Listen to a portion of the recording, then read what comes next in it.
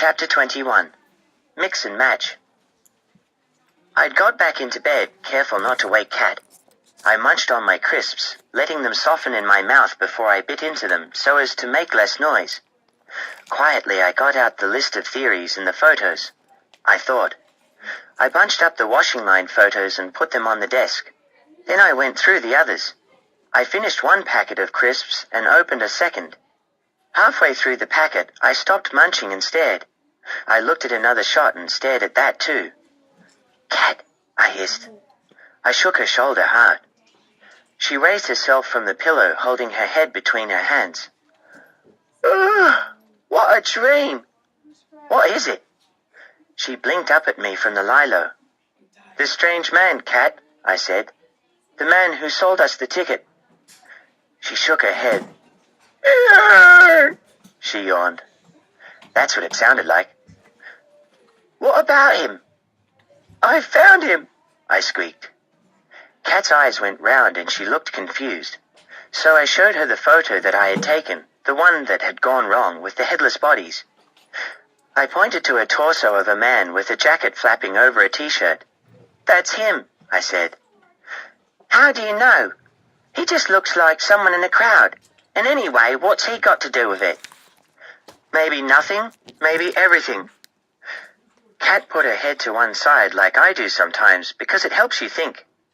My theory is that it allows blood to pour into the side of the brain you need for whatever bit of thinking it is you have to do. The right-hand side is for logical deduction and analytical thinking, and the left-hand side is for creative thought, and I think it is this side that inspiration comes from. "It was odd the way he came up to us," Kat said. "You could say suspicious, or maybe just coincidence." She picked up the picture and looked at it again. "Don't say you remember him just from that.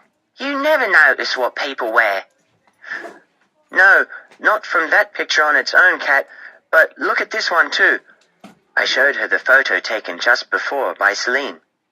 Salim had snapped one of the eye, but lopped the top part off, because he was too close. In the foreground was part of the queue and various bystanders. When you looked really hard at the individual people in it, you could see the head and shoulders of a man facing towards the camera. It was only the size of a pea, but enough of the face was recognizable. "That's him," I said. Kat looked hard. "You're right, Ted. It is him." She took the other photo.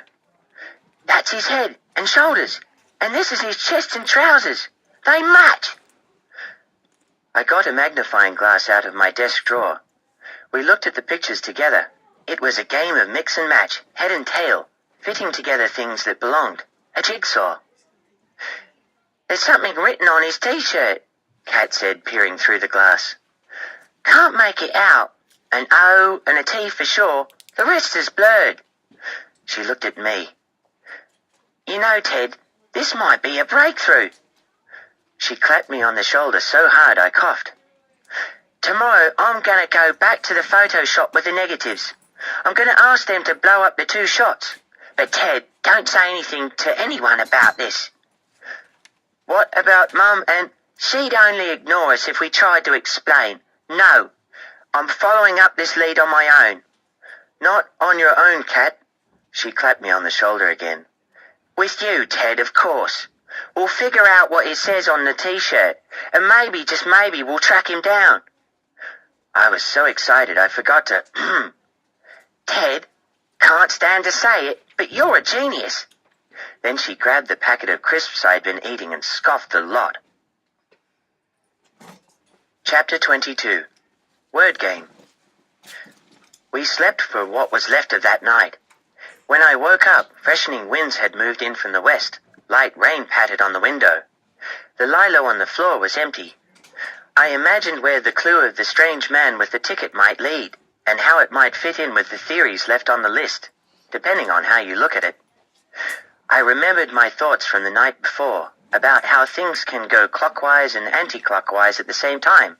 There was a tangle in my head. Kat came in, wriggling into her fur-collared jacket. It was tight for her. First one arm, then another went into the air as she squeezed into the sleeves. "I'm off, Ted," she whispered. To get the photos blown up before anyone notices. Back in an hour.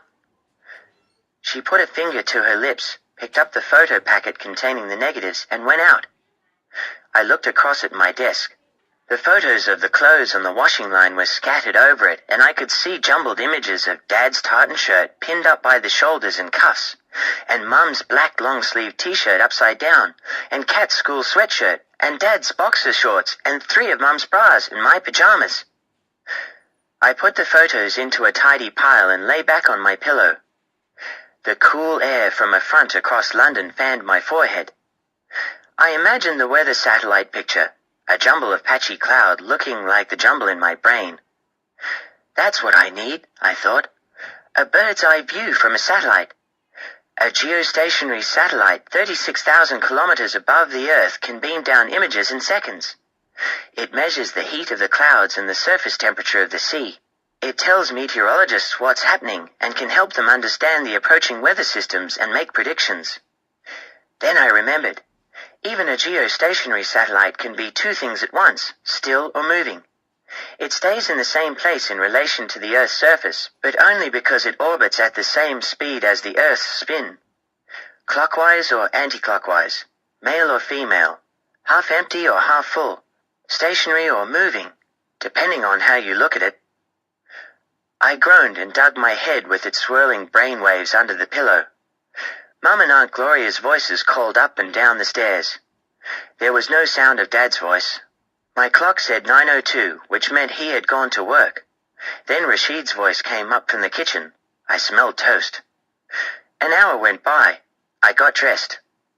I put on the shirt I'd worn the day before and the day before that, but I didn't think Mum would notice.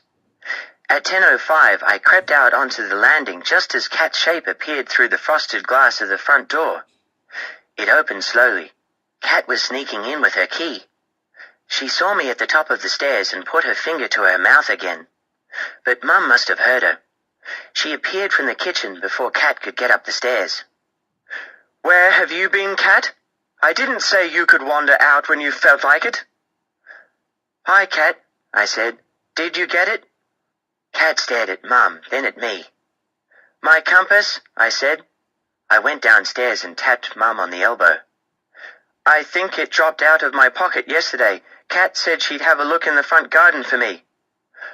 "Oh," Mum said. She ruffled my head. "I didn't know you'd lost it. Sorry, Kat. I thought you'd gone off somewhere. Did you get it?" "No," Kat said. "I hunted around in the bushes. Nothing." "It was only a cheap one," I said, "but good at tracking the wind direction." "Maybe," Mum said, "when all this is over—" She paused and shook her head. "If all this is ever over, we'll get you a new one, and something for Kat too, if you both stay quiet and calm while all this—" She stopped, shrugged, shook her head, and returned to the kitchen. Kat looked at me. I looked at her. "Go, Ted," Kat whispered. She punched me in the arm so hard I nearly fell down the stairs. "Never thought I'd see the day. You lied." We went upstairs to my room, and Kat took out a large card envelope which had been stuffed up her front. "The man in the shop," she said. "He knows me now. He blew up the pictures for me in less than an hour. Here they are." She ripped the seal and took out 2 large prints. One was of the strange man who'd sold us the ticket. His face was blurred but recognizable, with his stubbly chin, dark eyebrows, and high forehead. He squinted into the light. The other was of 3 torsos, but the middle one was his.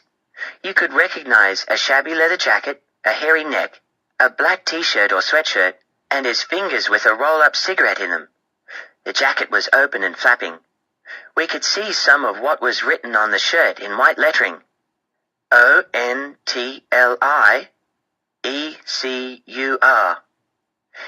The beginnings and ends of each of the 2 words were cut off by the jacket. "A word game," Kat murmured. She sat at my desk and grabbed a piece of paper. "We have to find out what words have those letters in the middle." She copied out the letters and looked at them. "To the right of the I, do you see, Ted? There's a downward stroke, and then a bit of a diagonal, perhaps an N. I considered the alphabet in capital letters. Could be an M. Maybe, but somehow I think it's an N. She tapped her pencil. I heard her muttering, Bon, con, don, yon, and so on until she came to John. Then she threw down the pencil. Hopeless, she said. What about the second word? I said. Maybe it's recurring? I thought of recurring because my favorite number is 3.3 recurring. I like the way the 0.3s go off into infinity like a chain of gods. Recurring! Hey, that'd fit! She wrote down the word and muttered it under her breath. She looked at the word in silence. You know, Ted, I've been having one, she said. What? A recurring nightmare. Every night since Salim went. What happens in it? She shut her eyes. First I'm in a morgue, and then there's this boy lying on a slab, and I'm too frightened to look at his face, Ted. Then suddenly I'm in a pod on the eye. It's turning fast, faster than it really does. It speeds up. I'm looking out. I can't see anything. It's foggy, a white mist everywhere. Then the eye stops. At the very top, it stops. And the glass... What? The glass dissolves, Ted, and I'm falling through the white spokes, like through a cat's cradle. And the fog? I can't see where I'm going to land. Her hand went to her throat. A dream, Cat, I said. She shook herself. Yeah, I know. She looked at the letters and sighed. If it was recurring, the R-I-N-G would go too far to the right. The G would be under the armpit. She rapped the pencil on her knuckle. Why do people have words on their clothes, Ted? I don't know, I said. It looks funny, people walking around like signposts or billboard adverts. It's not my idea of style.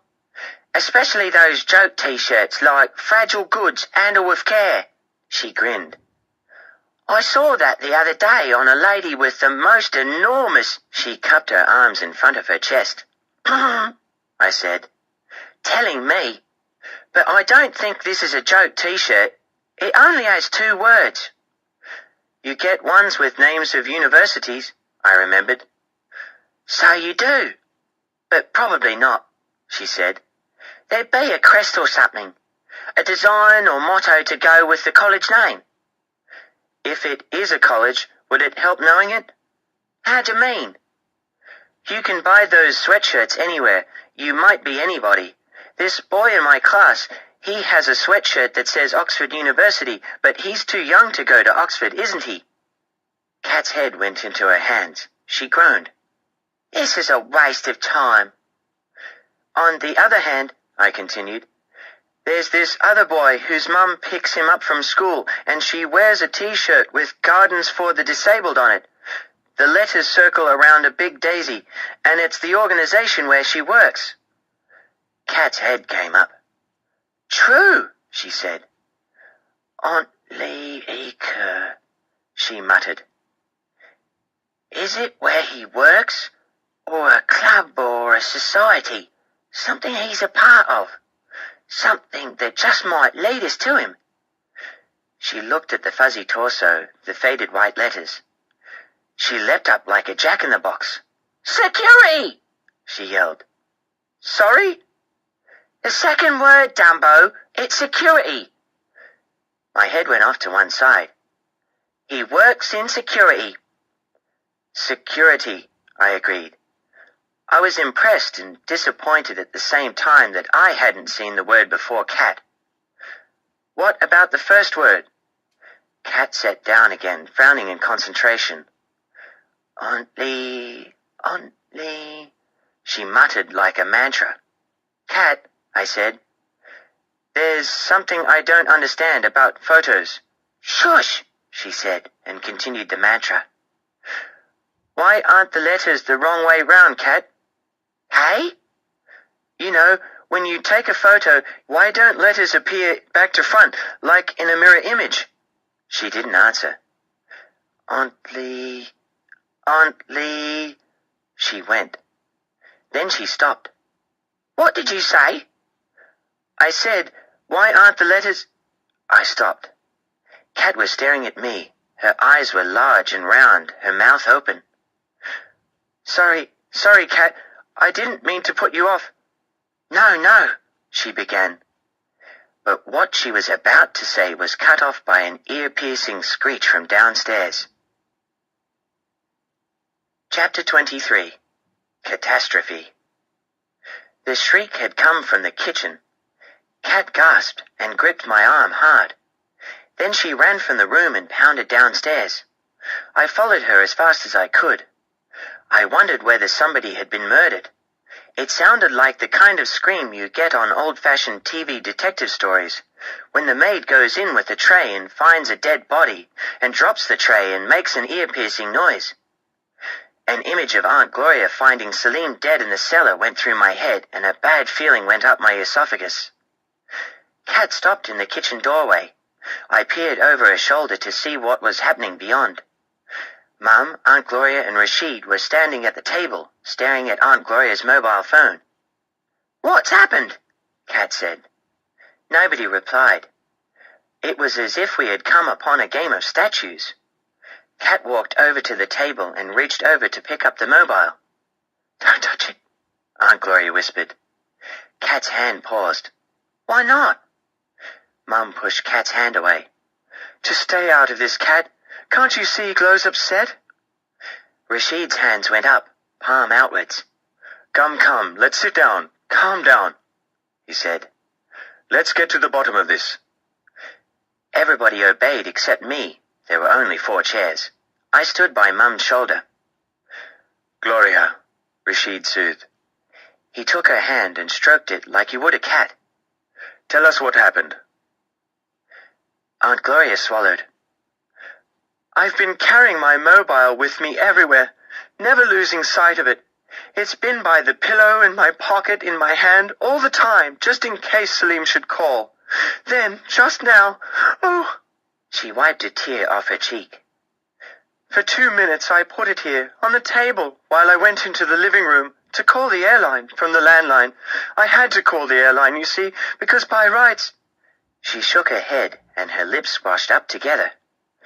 By rights today, we should be flying across the Atlantic, Salim and I. And I rang them to explain why we won't make the flight, and the lady on the phone was very kind. Her lips went one way, her nose another, and her eyes disappeared altogether. She was crying. I couldn't see why someone being kind should make Aunt Gloria cry, but it did. She said she'd hold our reservations. That's if Salim is found. They'll put us on the first available flight to New York. So I said thank you and hung up. I put the phone back, and I came back in here. And it was ringing, the mobile. It was on the table, ringing, and nobody was in here, nobody to hear it. I picked it up, I answered it, and it rang off.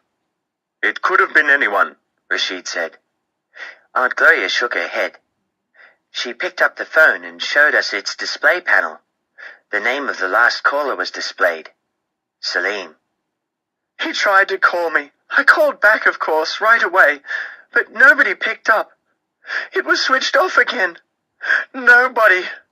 Oh, Salim, you called me, and I wasn't there for you. The last 6 words came out in a wail that grew louder and louder until the U.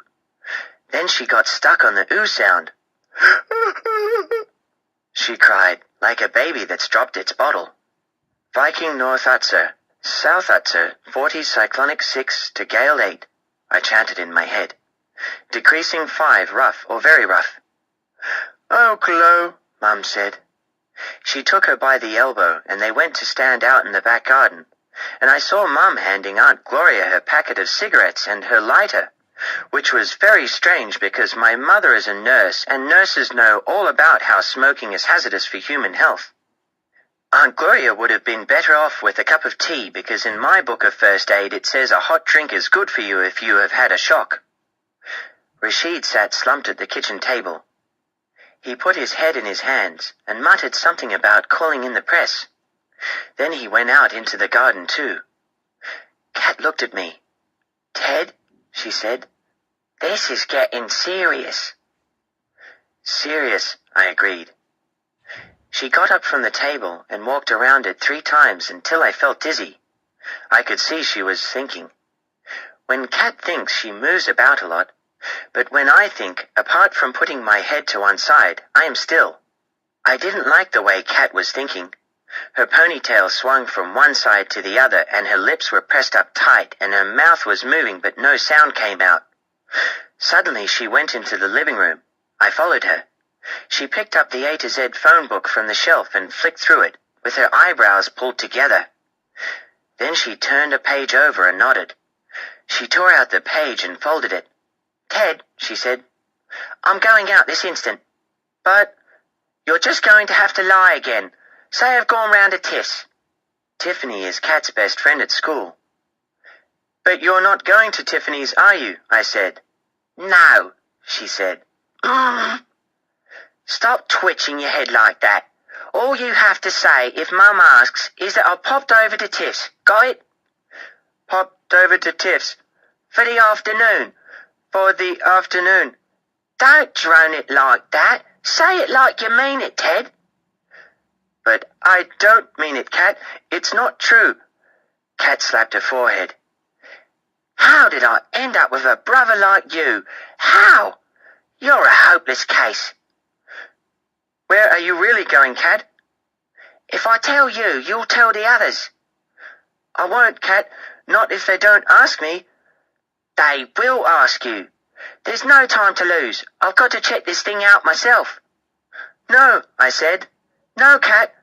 She was in the hall putting on her jacket. "No," I said. She ran upstairs to fetch her leopard skin backpack. I followed her.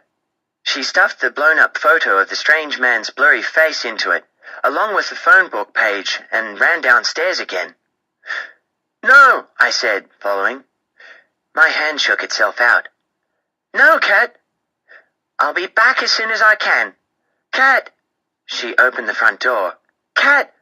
I grabbed the sleeve of her jacket. "Take me with you, please." "Get off, Ted," she said. She tried to slap my hand away. I grunted. I held on. "Let go, Ted." She shoved me hard back through the front door. "I'm sorry, Ted. You're really good at thinking, but you're no good at doing. If you come with me, you won't be any use." She slammed the door in my face. I saw her silhouette go down the path. I slumped to the hall carpet, and a feeling like molten magma churned in my belly. My foot banged up against the skirting board. My hand shook itself out, and my brain went into a whirling vortex of bad feelings. Catastrophe, cataclysm, catalogue of disasters, Hurricane Katrina, mean, mad, mean cat. Chapter 24. Bingo. I went upstairs before Mum and the others found me. I didn't want to have to explain anything. I didn't want to have to tell the Tiffany lie. But first I fetched the phone book. I wanted to find out which page Kat had torn out. You would think that would be easy, but it wasn't. The Business and Services book for London has 989 pages. The pages are floppy and thin. When one page is missing, it doesn't automatically open on that page. You have to search page by page until you see a break in the page numbering at the top. I started at the beginning with the businesses that are called things with numbered beginnings, like 00 Finance. By page 6 you are on the A's. By page 75 you are on the B's. By Eye of the Needle Software Solutions, my own eyes were like needles and my fingers were black. The pages rubbed against my finger pads like cotton wool as I turned them. Sweat trickled down my neck. The cool breeze of the morning had gone. The temperature was climbing. Downstairs, I heard the police arrive. I started on the F's. By family to fashion, I was beginning to wonder about going the other way, starting on the Z's and working backwards. But I'd seen Kat hunting through the book, and I'd had the impression that she'd been looking nearer the start. Then I remembered about mirrors. I picked up the book and rifled through it the way Kat had done, but in front of the mirror on my wardrobe door. Mirror image, the other way round, back to front, depending on how you look at it.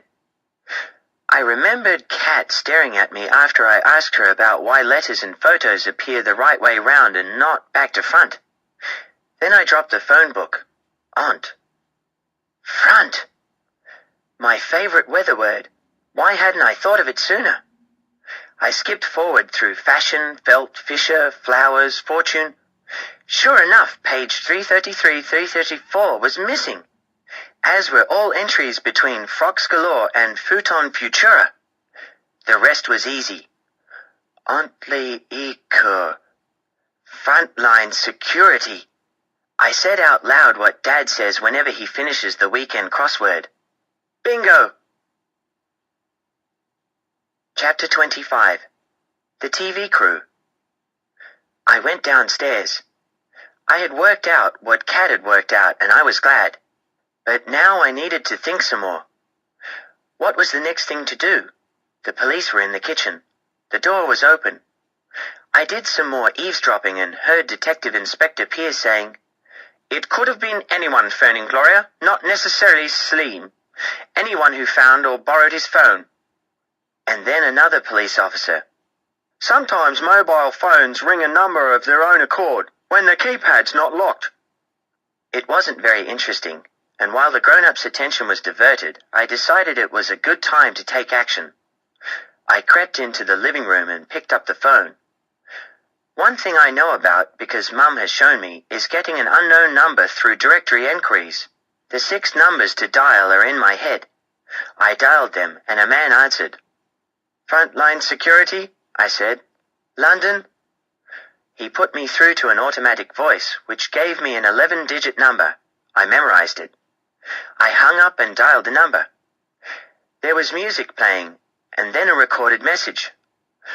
"Welcome to Frontline Security, the #1 London security company. We supply stewards, ticket collectors, body searchers, and guards with two-way radios. Whether you're hosting a celebrity party, a fireworks show, a popular concert, or an exhibition, we can meet all your requirements. Frontline Security, your complete security solution. Please hold while we put you through to an operator." The music started again. My free hand flapped. I was still waiting for the operator when Rashid came in. I wondered if I should put the phone down, but he smiled at me and said nothing.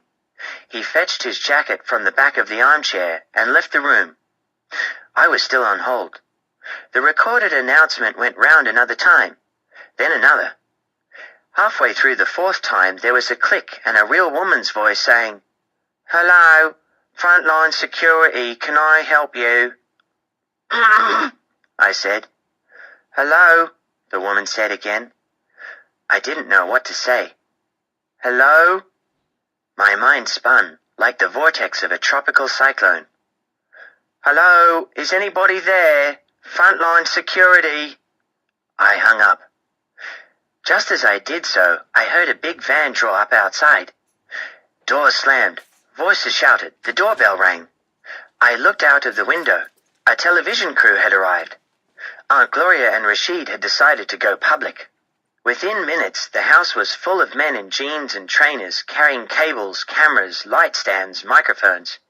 The living room was very busy indeed. Sometimes when Dad asks Mum how work was, she says the ward was like Piccadilly Circus. I imagine flashing lights and people bumping into each other, and drug trolleys zooming around like fast cars, and that's how it was in our living room now. Nobody noticed me standing by the telephone. Detective Inspector Pierce talked on her mobile. Aunt Gloria searched her makeup bag. Mum helped a cameraman plug a camera light into the socket behind the sofa. She looked up and saw me. "Ted, there you are. Where's Kat?" My mouth opened, but no words came out. Instead, the cameraman said, "Pass the plug over, love." And Mum was distracted.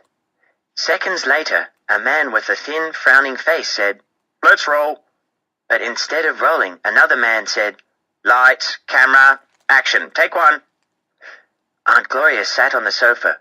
Rashid sat next to her.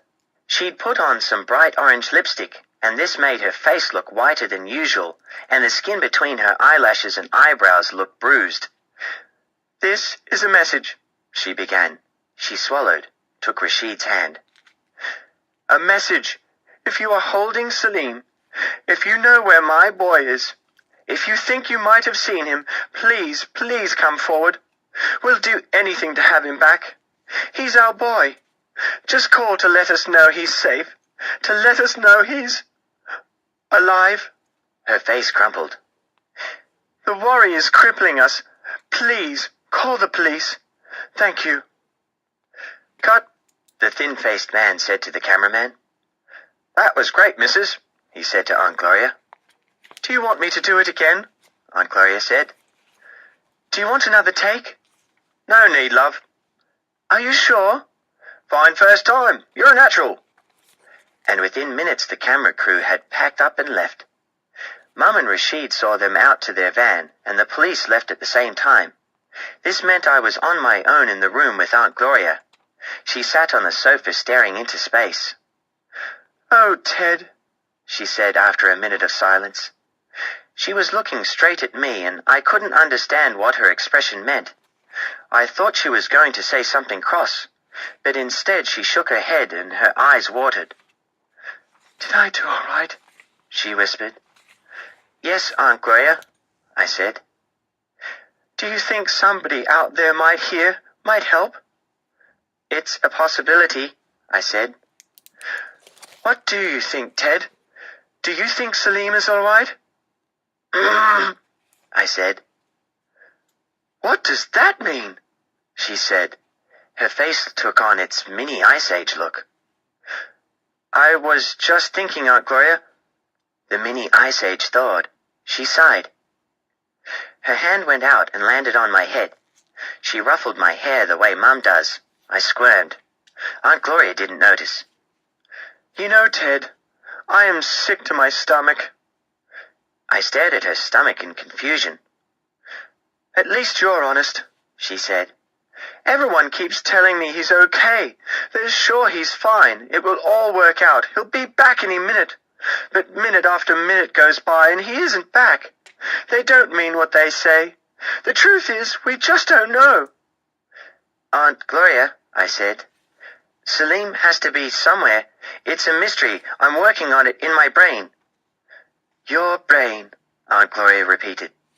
She smiled at me, but it reminded me of the way Mum smiled at me the time I asked her about miracle cures and whether I could get one for my syndrome if I prayed hard enough.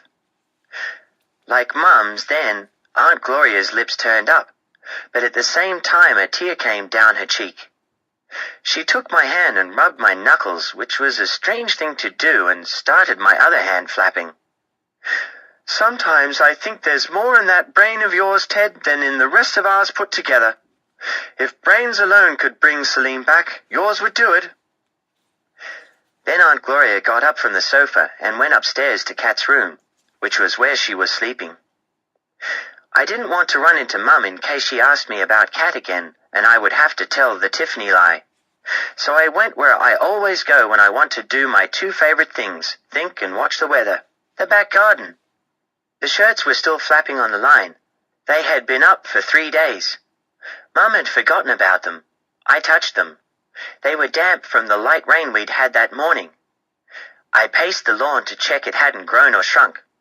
12.5 strides wide and 7 across, the same as last week. Then I realized that when I grew taller and my legs longer, the number of strides would decrease. It was another example of how things can change depending on how you look at them. I was back with water going down the plug hole in different directions, depending on which hemisphere you were in. The London Eye revolving in different directions, depending on which side of the river you were on. Worms being male and female, satellites moving and staying still. Something flickered in my brain. It was a pattern. 2 things that looked alike, something that looked like one thing but was really another thing. I pinched my right forearm to make the pattern stay, but it didn't. It vanished before I could fix it, before I could find out what it was. I looked up at the sky. Thin stratus cloud, white and harmless, floated in the southeast. But to the northwest, in the heart of the city, a cumulus cloud was in formation. I stared as vapor collected and imagined how the particles of water were swirling around a central funnel, making it into a threatening shaft. It might or might not bring rain. It was moving this way over the skyline. Its heavy bulbous shape billowed out as rising air currents added to its mass. I thought of Kat, out there, somewhere in the city, under the growing cumulus cloud, on the trail of the strange man who'd sold us the ticket, and I knew what I had to do. I got to the phone in Mum and Dad's bedroom with nobody noticing. I dialed Frontline Security again. "Frontline Security," came the same female voice, after the music and recorded announcement. "Hello?" I said. "Hello," she said. "Can I help you?" I said. "Sorry," she said. "Didn't catch that." I said. "You're just a kid, aren't you?" "I am 12 years old," I said. "Well," she said, "I'm just a temp." There was a silence. I thought hard. "Have you got the right number?" she asked. "Yes." "So who are you looking for?" "A man," I said. "A man?" "A man with a stubbly chin." She laughed loudly. "Sounds like Christy. He's the only one here who never shaves properly. You're the second person who's been after him today. I'll tell you what I told her. He's not here." "Not here." "I'm the only one here today." "Oh?" "I'm manning the phone, so to speak." She laughed some more down the phone. I didn't understand the joke, but I did what Mr. Shepherd told me to and laughed as well. "First, it's a young girl who's looking for the friend of her older brother. She's got a picture of him, but she doesn't know what he's called, and she's desperate because he's left his asthma inhaler in her house. Now it's a kid looking for a man with a stubbly chin. Well, honey, I'll tell you what I told the girl. It's no skin off my teeth." I pictured the pink flesh around her molars. "Christy's with the other guys and girls. They're all on the same job this week. Down Earl's Court at the motorcycle and scooter show." "Earl's Court?" "The big exhibition hall. If you find Christy there, don't say I told you, will you?" "No," I said, but she'd already hung up. You can live a whole life, 12 years and 188 days, or 4,571 days, not forgetting the 3 extra days for the leap years, and not tell a single lie. Then on day 4,572, you tell too. The first lie I told was about the lost compass that wasn't really lost. The second lie was the note I wrote and left by the phone. It said, "Dear Mum, we have gone swimming to get some exercise. Ted." Next, I took 15 one-pound coins from the treasure chest that I have had since I was 5. I went to the end of the landing and listened. Mum and Rashid were downstairs in the kitchen again. They were talking quietly. The house was calm. I crept down the stairs. I headed for the front door. I opened it, stepped out into the sunshine, and paused. Was this the right thing to do? What if Mum found the note and didn't believe it? What if I didn't find Kat in Earl's Court Exhibition Centre? What if I didn't find Earl's Court at all? What if I didn't even make it to our local underground station?